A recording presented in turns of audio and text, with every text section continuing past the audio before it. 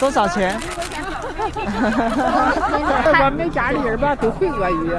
一眼望俄蒙，鸡鸣闻三国。这里是中俄蒙三国边境城市，中国内蒙古的满洲里市。街上招牌大多有中文、俄文、蒙古文三种文字。漫步街头，俄罗斯人、蒙古人随处可见，异国情调扑面而来，置身其中，仿佛来到了一座异国城市。在阿速闯东北第45集，欢迎和我去发现这座中国最遥远的边城独一无二的风景、人文和生活方式。为什么俄罗斯人拖着行李箱在这里摆摊，商品大受欢迎？来到沙俄修筑铁路而起的扎莱诺尔，发现一座人迹罕至的空城。离开城市，走入呼伦贝尔大草原以西的荒原，寻找中国最早发现的木马象化石。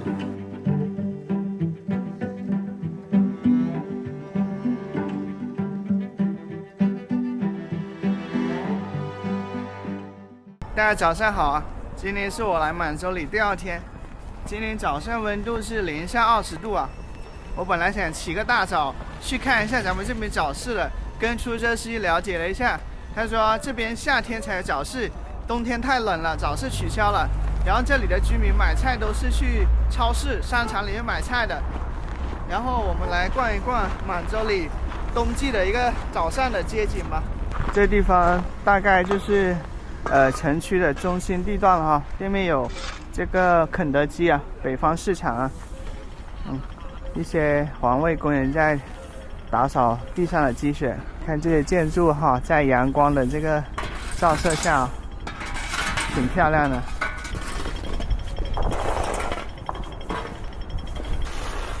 看我身后这些建筑跟地上的雕塑啊，这是一个广场。置身在这里呢，让我有一种好像是欧洲某个小城的感觉啊。比如说像我身后这一个钟塔呢，它到了时间会钟鸣的，地上有积雪，还挺滑的。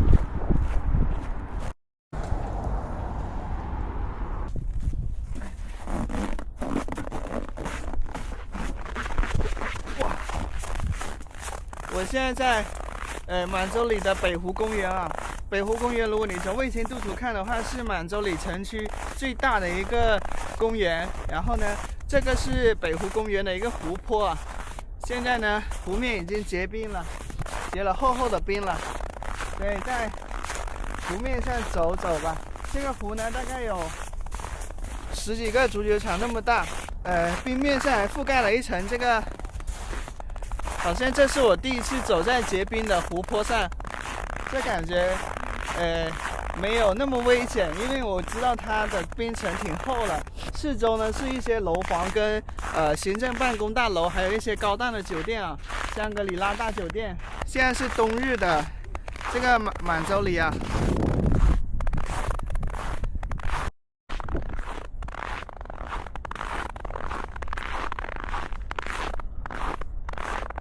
我们把这个冰，你看，这是厚厚的一层冰。包括这里冬天的时候啊，就是据说有人在这里滑雪啊，做一些这个冰雪上的一些休闲活动。哇，这条裂缝很深哎，这条裂缝应该是有10几20公分的。我看到了一条长长的裂缝，哦。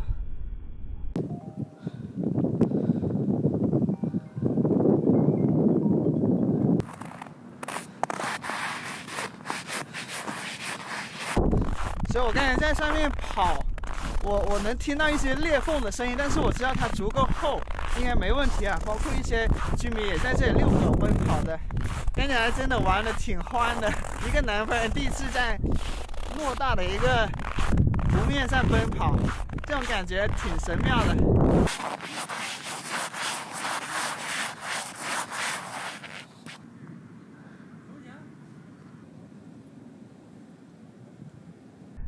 那条裂缝是特别长的，从那边你看一直延伸，不知道你能不能看得出来，分叉成两条裂缝。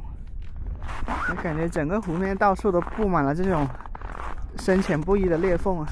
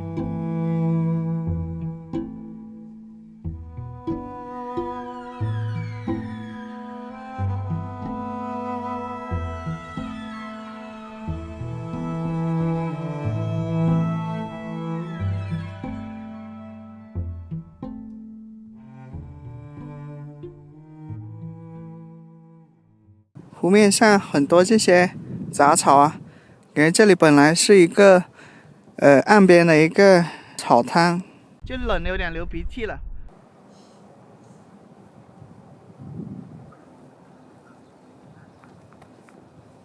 因为那个脸颊的部分没有遮挡着，在那下面逗留了20分钟啊，现在上来了以后觉得这个脸颊冰痛的，所以现在把这个叫脖套给戴上了，这样我整个人太搞笑了。很多的居民沿着这个湖边漫步。在北湖边看到一个牌坊啊，上面是满洲里亚公园。我觉得在满洲里这个大街小巷到处都散落着一些这种像童话般色彩的一个建筑啊。禁止挖野菜啊，看来这一个公园不少野菜啊。这边就是一些居民楼了哈，主要就是一些中低楼层啊，5、6层。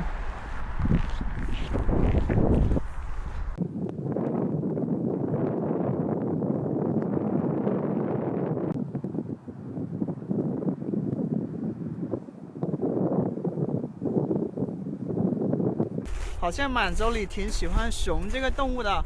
昨天我们在那个冰雕乐园看到他们雕塑了2只特别巨大的小熊、大熊啊。而在这个公园呢，那里有一条红色的大熊啊，我感觉特别。满洲里。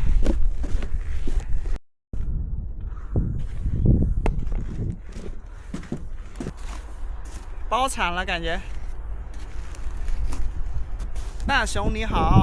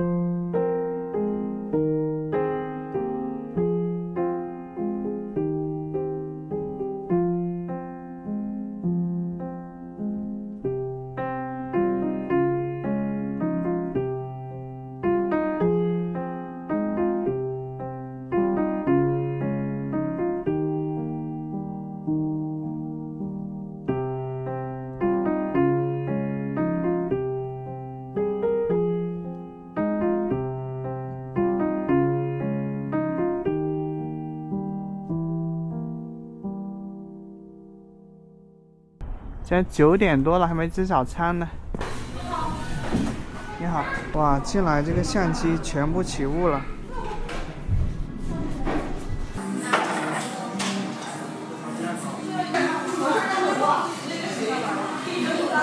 这是一个6块钱牛肉馅饼，3块钱的烤地瓜，这个看着特别有食欲啊。没有小米粥了。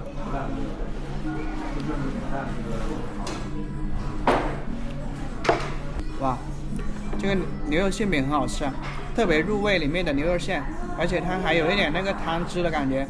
外层的面皮呢，就是外焦里嫩的，不错。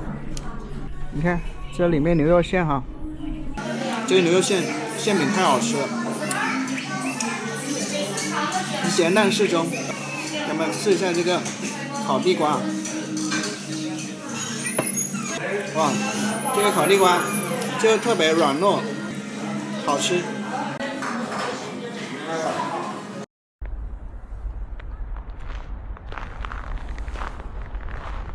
在北方的冬天啊，这里有一项娱乐活动是南方没有的。我看一些家长就用一个轮胎放在冰面上，然后小孩子坐在轮胎上，就成了一个冰上的一个雪橇，挺好玩的。这里是刚才北湖公园的一个内湖啊，一些小朋友在上面玩耍。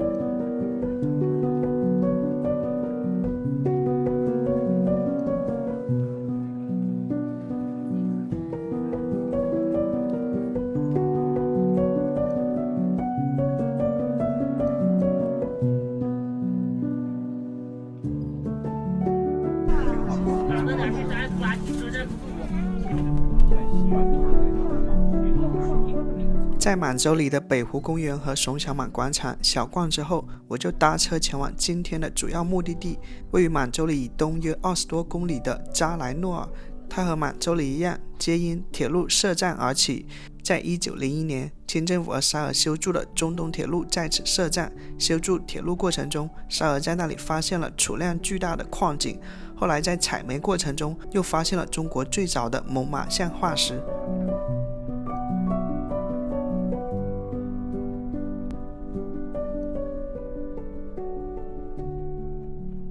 从满洲里坐公交车大概25公里左右，就来到了我现在所在的扎莱诺尔。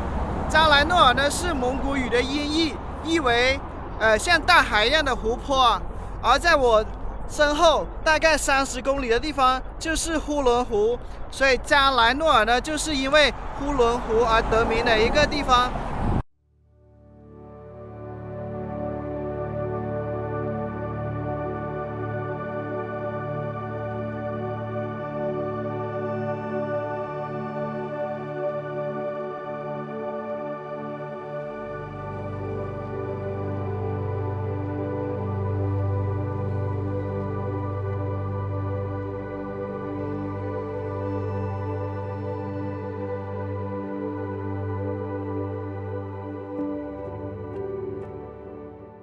刚才在公交车上听到本地人称呼扎莱诺尔为新区啊。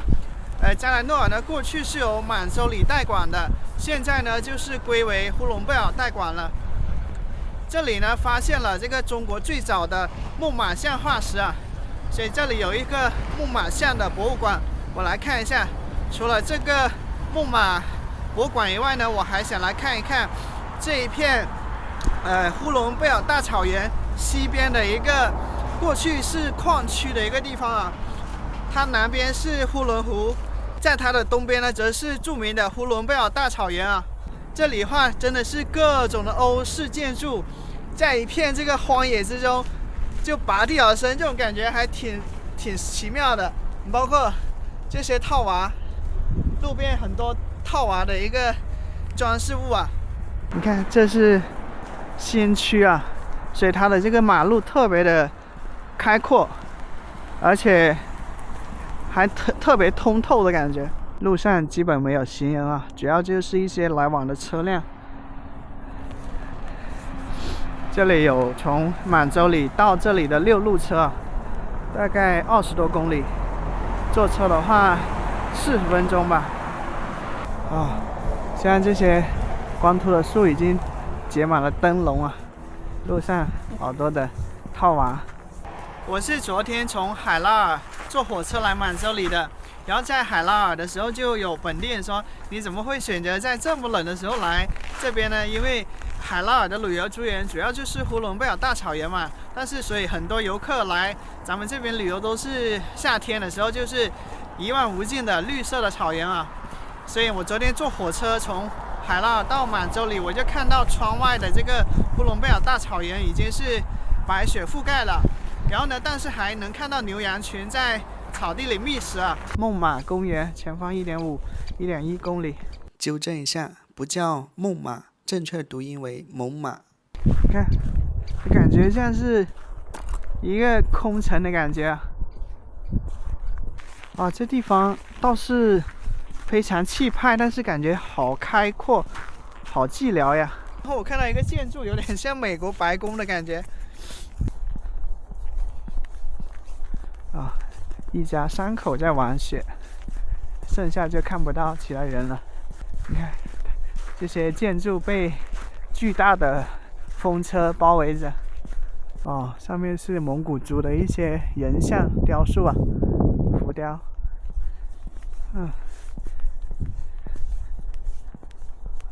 这里一头长着翅膀的飞马，这里是飞马广场。很少能看到如此开阔的这个还挺辉煌的一些建筑群里面，但是如此空旷的。这地方很漂亮，特别空旷，而且特别安静啊。这里的建筑充满了典雅的美感，这种感觉还挺难以描述的。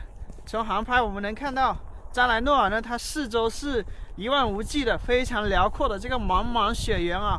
然后就在这么一个茫茫雪原里面，它就生长出了一座像欧洲宫殿建筑群一样的这个小城啊，这种感觉挺不可思议的。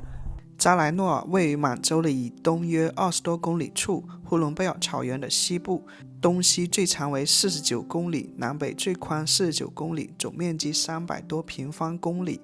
扎莱诺尔是一座工矿城市，矿产资源十分丰富，其中煤炭储量约100亿吨，累计探明储量88亿吨。煤炭开采从1902年开始，其支柱性产业为电力、煤炭、化工、商贸物流、加工制造、文化旅游等。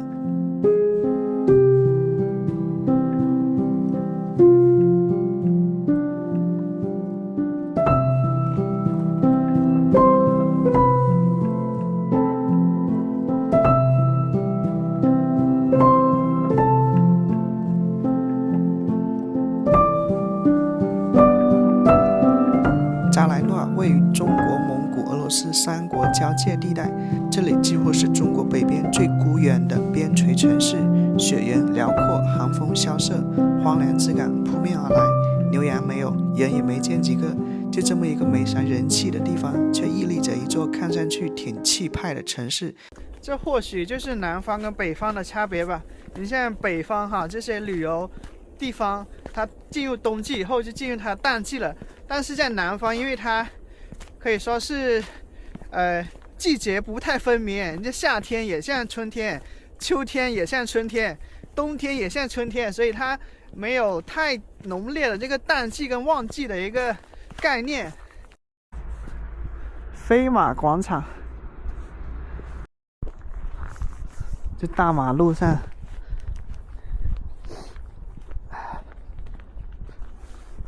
安安静静的，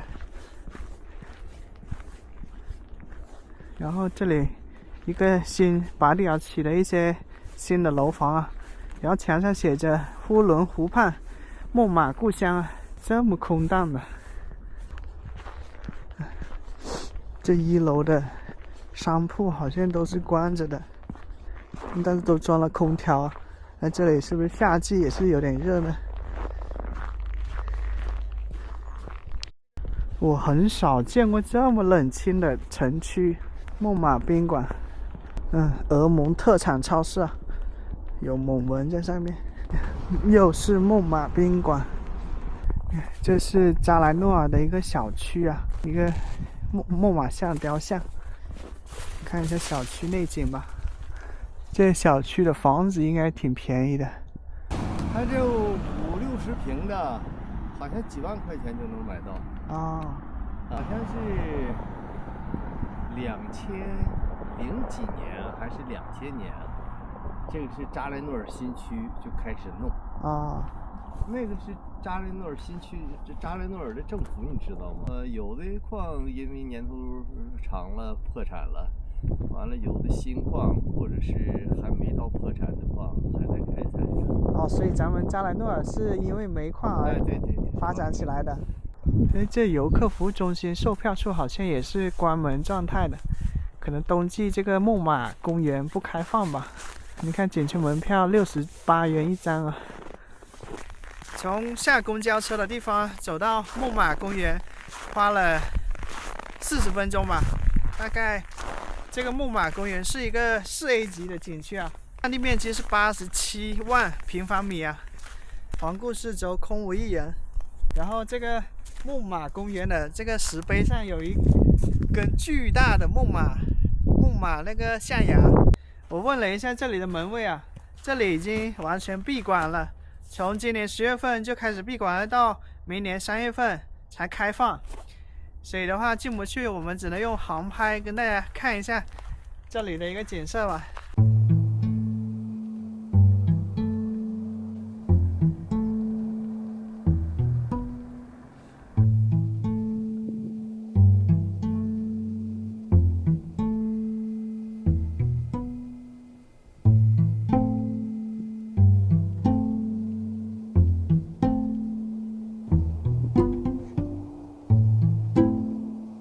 孟马象呢是生活在距今480万到1万年前的这个远古动物啊，它主要生长在极寒的一个地方，比如在亚欧大陆的北部，以及我国的山东啊、内蒙啊、东北地区，以及北美的北部地区都有发现它的一个木马象化石啊。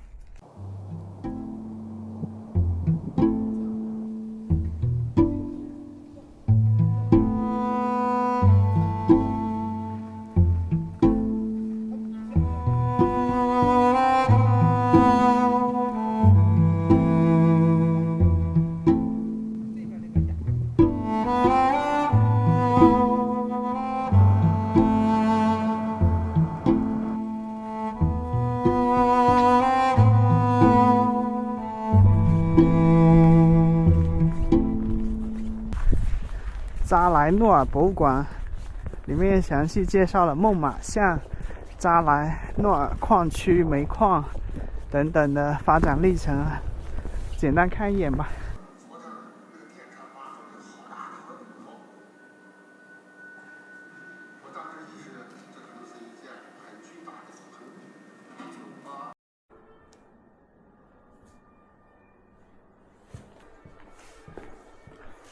孟马象啊，是1984年3月在扎莱诺尔露天煤矿发现的，身高4.33米，体长6.56米啊，死亡年龄60岁左右。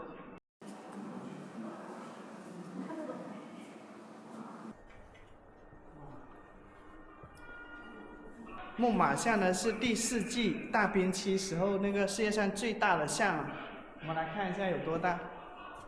是这个矿工发现的这个孟马象的化石啊，这孟马象太大了，不愧是世界上最大的象啊！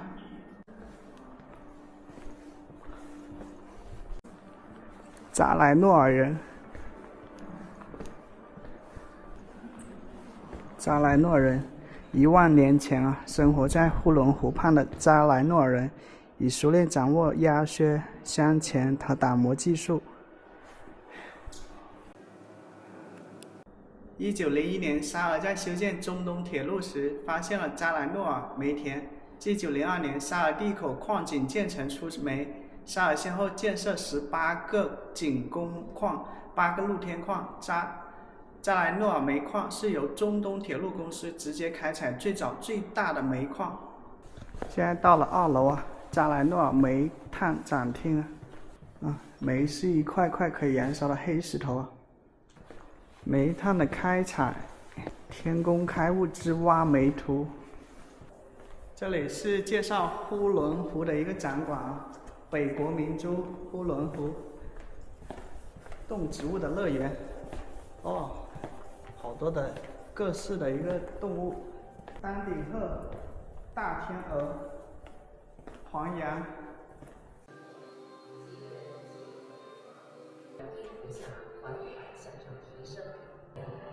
我对这个冰下捕鱼我特别感兴趣，希望有一天能拍摄冰下捕鱼吧。呼伦湖结冰期长达6个月啊，冬季冰下捕鱼产量占全年产量的80%以上。冰下捕鱼在每年的12月中旬开始啊，整个冬捕期最短历时45天左右，最长达90天左右。捕鱼人被誉为中国的爱斯基摩人。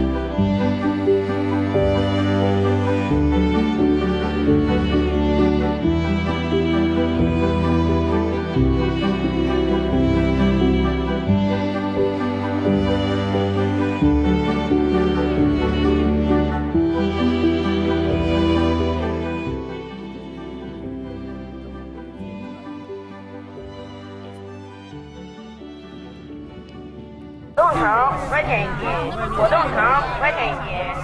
这是俄罗斯的一些。那啥呀？咖啡奶，不是刚才那个。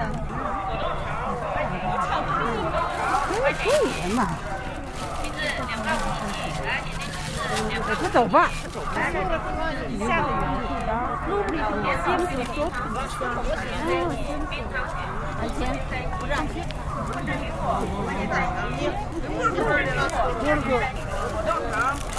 这个多少钱？多少钱？How much？ 哦，25块钱。橘子2块5一斤，来点点橘子2块5，土长皮苹果5块钱一斤，果冻橙5块钱一斤。甜宝这里冰糖不了，今天晚上过来就几5块钱一斤。Да, 50 юаней. Сейчас понял, все 10 бутылок забрала.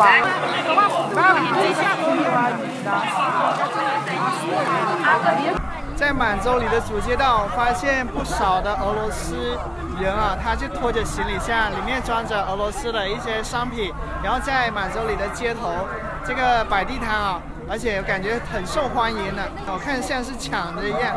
我们看一下都卖些什么。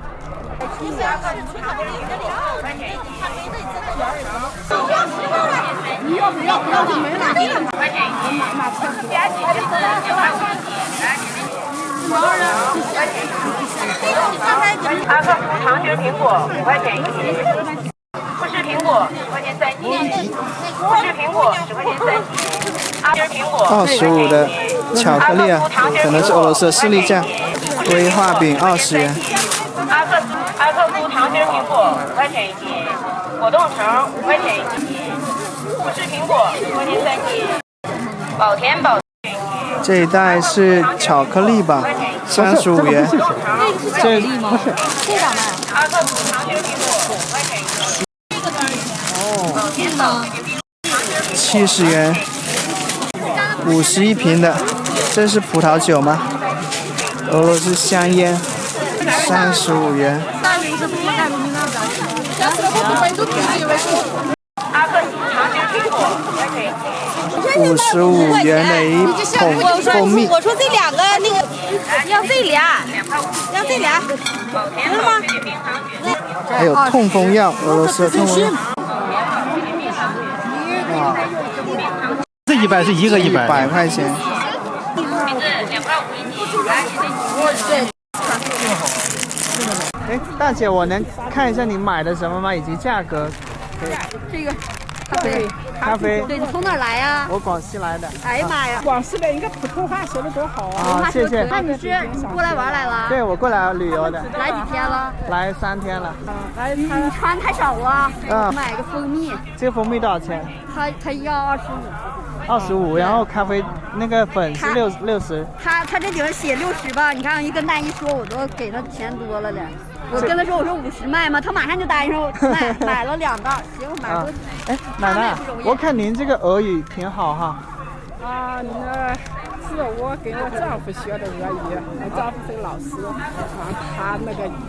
他教物理化学的，但他的俄语非常好，他当年的老师就是俄语，就是那个俄罗斯人。哦。所以我们家里人吧都会俄语，孩子们在哈尔滨、北大考大学的时候都是俄语的，俄语系。俄语系的，难怪您还热心的给我们观众做翻译啊。咱们毕竟是中国人嘛。您觉得俄罗斯的商品怎么样呢？它那个商品吧，是纯真的，没有添加任何的添加剂，纯的，纯洁度高，咱们国家的10块钱3斤，富士苹果10块钱3斤，富士苹果10块钱3斤。那你觉得这么多年满洲里有什么最大的变化吗？我是随着下乡那年来的。下乡。哦，知青下乡。对，70年。这几年疫情都不咋好。下乡来。你老家是哪儿啊？我老家山东烟台。山东叶县。啊，老乡见老乡。老乡见老乡。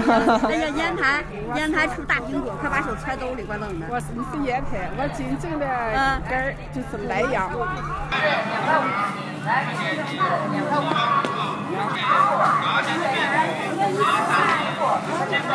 这是什么？20块钱，咖啡豆吗？甚至还有俄罗斯的牙膏，20块钱。这个是糖果，15块钱。橘子2块5一斤，感恩节那橘子2块5一斤。阿克苏糖心苹果5块钱一斤，阿克苏糖心苹果5块钱一斤，阿克苏糖心苹果5块钱一斤，阿克苏一斤10块钱。橘子2块5一斤。啊，提拉米苏。便宜的不贵。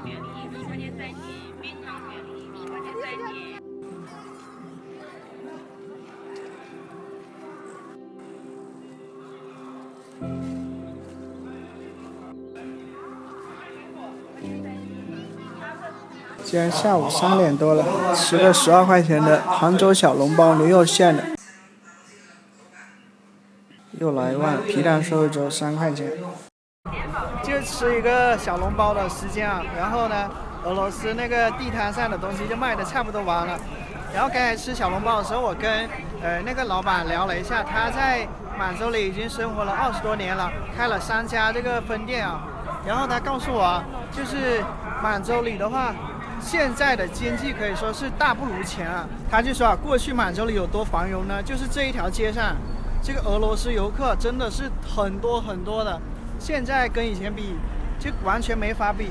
像以前繁荣的时候啊，像这一条街道，它的商铺可能40、50平、50、60平，它的租金能达到40万人民币。他说是因为过去啊，这个满洲里作为俄罗斯木材一个很重要的中转站，在俄罗斯进口的这些原木，然后呢在满洲里加工，然后再卖往全国各地。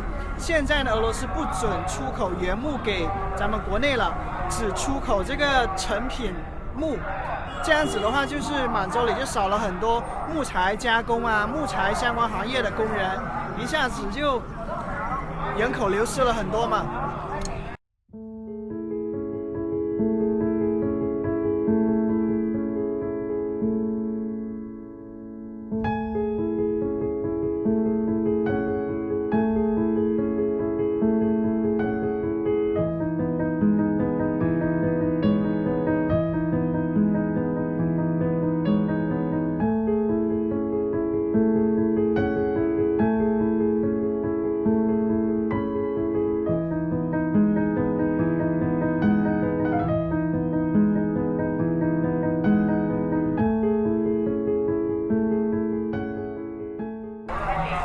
刚才还挺多人的哈，现在就剩这一点了。2块5一斤，保甜保脆的冰糖雪梨。琳琅满目的冰糖葫芦。刚才我跟旁边一个小摊主聊了一下天啊，他说啊，这些货未必都是那个俄罗斯人就走海关背过来的，有一些直接就从国内拿的货，批发的货。万泉市场，据说这里面是最多俄罗斯游客购物消费的地方。这里有卢布人民币兑换吧。万泉市场的地上1层是这种集市啊，水果区，还有卖猪肉、卖水产的、批发鸡的调料区。这里的摊位不算很密集啊，有一些还空着的。高价回收俄罗斯纱巾。万泉市场的1楼就是卖这些金银首饰，还有一些服装。我们到2楼看一下。2楼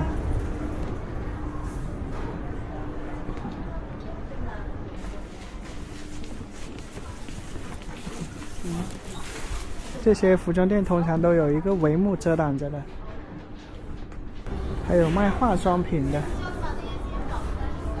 3楼卖这些保暖的帽子啊、书包呀，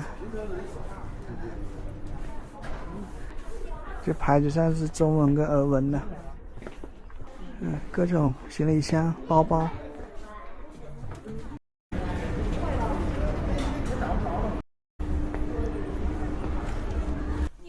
各种电器。电熨烫。Какой тогда тебе? Вот на женщине Элька. Элька, да? Элька. Sorry.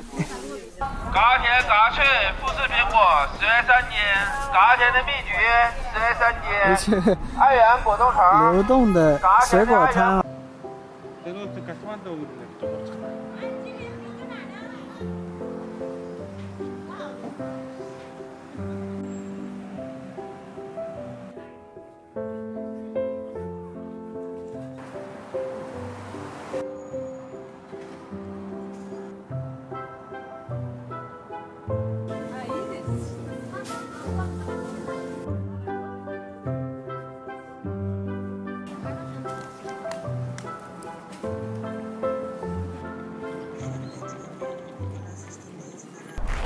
咱们看一下满洲里的夜景啊，前面的冰雪乐园正在紧锣密鼓的施工啊，然后晚上的话，这个装饰在冰雪里面的灯光已经亮了，我们去看一下。前面的大概是冰雪乐园的这个施工的工作人员啊，现在下班了。这些是工地临时搭起来的一个休息用餐区啊，就在庄稼地里面。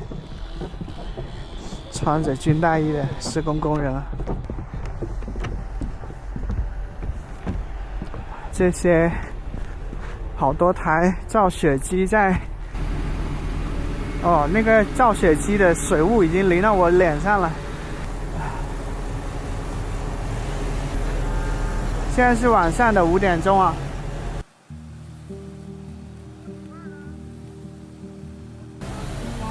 98，对，好，这是冰屋98，对，好，谢谢。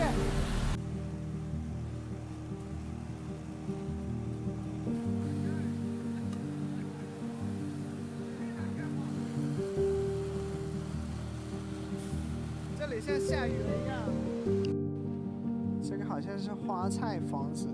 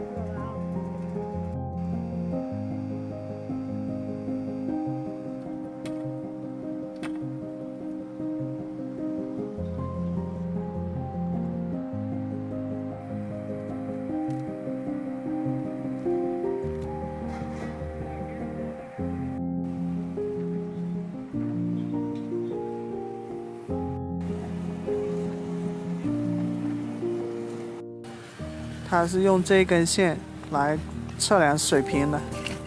拍着拍着，我发现我来这里好像不光是为了拍这些精美的冰雕、雪雕啊，也是为了拍这一些在冰天雪地里面哈着白气的为生活打拼的人啊。他们普遍是40多岁、50多岁、60多岁啊，都是上有老下有小的年纪，然后呢都是要养家糊口的年纪啊，所以呢他们在打拼为生活奋斗。